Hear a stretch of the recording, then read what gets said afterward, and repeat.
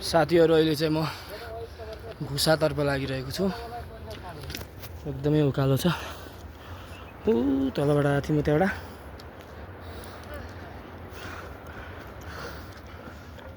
एकदमै उकालो चढिरहेका छौँ अहिले। अब घुसासम्म पुगिन्छ अहिले। घुसादेखि नाली हुँदै आजको बास सायद सिटीमा हुन्छ होला। यात्रा जारी छ।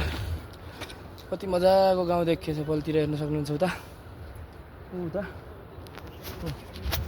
गाउँ र टोली चाहिँ यसरी आइरहेछ।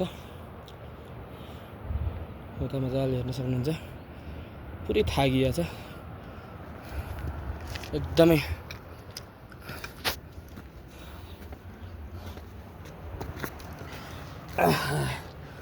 बसिहालौँ। माथि सिँढी चढिरहेका छन् साथीहरू अनि चाहिँ उता बसेछु।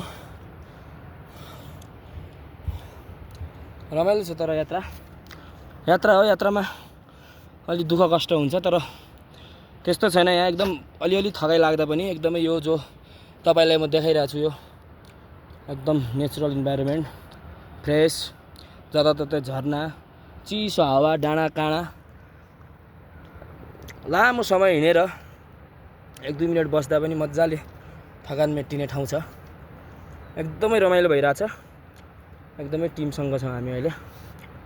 ठिक छ, यसपछि नेक्स्ट भिडियोमा के देखाउँछु म। नेटवर्कको यता अलि एनटिसीको कम, एनसिएलको बढी नेटवर्क आइरहेछ अहिले। त्यही भएर मैले कुनै भिडियोहरू बिचमा ग्यापिङ भएको छ हाल्न पाएको छैन। भिडियोहरूलाई निरन्तरता दिन नसके पनि जहाँनिर नेट चल्या जुन भिडियो अपलोड भइरहेछ त्यो चाहिँ म अपलोड गरिरहेको छु। कसो लागिरहेछ? ठिक छ। हाम्रो टोली पनि लगभग आइपुग्नु भयो म्याडमहरू।